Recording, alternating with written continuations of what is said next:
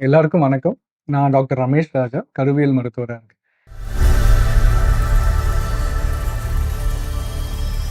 இன்னைக்கு நம்ம முக்கியமா பார்க்க போறது ஆண்களோட ட்ரீட்மெண்ட் பத்தி பார்க்க போறோம். சிம்பிளான விஷயம் பார்த்தீங்கன்னா, ஒரு ஆண்களுக்கு தேவையானது பார்த்தீங்கன்னா, எப்படி ட்ரீட்மெண்ட் ஸ்டார்ட் பண்ணுவோம்னா, விந்தணுக்கள் வச்சு பண்ணுவாங்க. அது ரொம்ப சிம்பிள் டெஸ்ட் உங்களுக்கு. அந்த விந்து அணுக்கள் வரும்போது பார்த்தீங்கன்னா, விந்துல அணுக்கள் இல்ல அப்படின்னு சொல்லி ஒரு கண்டிஷன் வரும். அதுக்கு பேரு ஏசோஸ்பெர்மியா அப்படின்னு சொல்லுவாங்க.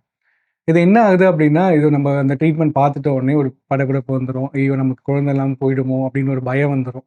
ஸோ இத தாண்டி நமக்கு வர்றதுக்கு என்னன்னா, நமக்கு என்ன ட்ரீட்மெண்ட் பண்ண போறோம், எப்படி பண்ண போறோம்னு தான் இப்ப சொல்ல போறோம். ஏசோஸ்பெர்மியா அப்படின்றது ஆண்கள் விந்து குடுக்கும்போது அதுல உயிரணுக்கள் இருக்காது.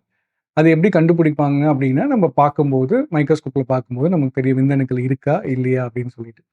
ஸோ அதுல முக்கியமா பார்த்தீங்கன்னா, என்ன ஆகும்னா, இந்த ஒரு நமக்கு விரையிலேருந்து பார்த்தீங்கன்னா, இடது பக்கம் ஒரு விரை இருக்கும், வலது பக்கம் ஒரு விரை இருக்கும். சம்டைம்ஸ் அந்த விரை மேலே இறங்காம, மேலே உடவுக்குள்ளேயே இருக்கும். அதுவும் ஒன் ஆஃப் த கண்டிஷனா இருக்கும். அந்த விரைவுலேருந்து விந்தணுக்கள் உற்பத்தி பண்ணி, ஒரு டியூப் மூலியமா வெளியில நம்ம ஆண்குறியில அந்த டியூப் ஜாயின் ஆயிடும். ஸோ அந்த டியூப்ல ஒரு வேளை அடைப்பு இருக்கு, இல்ல உற்பத்தி ஆகுற இடத்துல அடைப்பு இருக்கு அப்படின்னா, அதுக்கு பேர் அப்ஸ்ட்ரக்டிவ் காஸ்ன்னு சொல்லுவாங்க. சிலது அடைப்பு இல்லாம உற்பத்தியிலே ஏதாவது பிரச்சனை இருக்கும். அது நான் அப்ஸ்ட்ரக்டிவ் காசஸ்ன்னு சொல்லுவாங்க.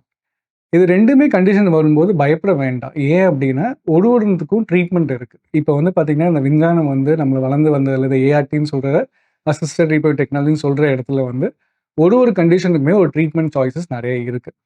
பட் ஒவ்வொருத்தருக்கும் அந்த ட்ரீட்மெண்ட் சாய்ஸஸ் மாறும். டிபெண்டிங் அப்பான் ஒவ்வொருத்தரோட கண்டிஷனுக்கு ஏத்த மாரி அது மாறிட்டு இருக்கும்.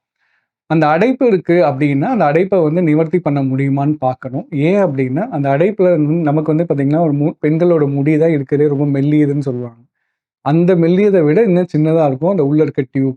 ஸோ அந்த டியூப அடைப்ப நிவர்த்தி பண்ணி, அந்த விந்தணுக்கள் எடுத்துட்டு பண்ண முடியுமான்னு ஒரு ட்ரீட்மெண்ட் பார்க்கணும். இல்லாட்டினா, அந்த விந்தணுக்கள எடுத்துட்டு நம்ம அந்த ஏஆர்டி சொன்னோம் இல்லையா? Assisted reproductive technology. அது இக்ஸின்னு சொல்லுவாங்க. அது மூலியமா கரு உண்டாக்க முடியுமான்னு பார்க்கணும். ஸோ இந்த 2 ட்ரீட்மெண்ட் பொறுத்தவரைக்கும் நமக்கு ஈஸியா அவைலபிளும் இருக்கு. நம்மளால அது பண்ணவும் முடியும். ஸோ எய்தர் அப்ஸ்ட்ரக்டிவ் காஸ் இல்லாட்டினா நான் அப்ஸ்ட்ரக்டிவ் காஸ்ன்னு கண்டுபிடிச்சு, அதுக்கு தேவையான ட்ரீட்மெண்ட் எடுத்து பண்ணி, நம்மளால குழந்தை பெத்துக்க வாய்ப்புகள் நெறையவே இருக்கு. ஸோ அதனால கவலைப்பட வேண்டாம். என்னன்னு நம்மளால மேற்கொண்டு பார்த்துட்டு ட்ரீட்மெண்ட் சாய்ஸஸ் கிளியர் பண்றதுக்கு பெட்டரா இருக்கும். சரிங்களா? நன்றி, வணக்கம்.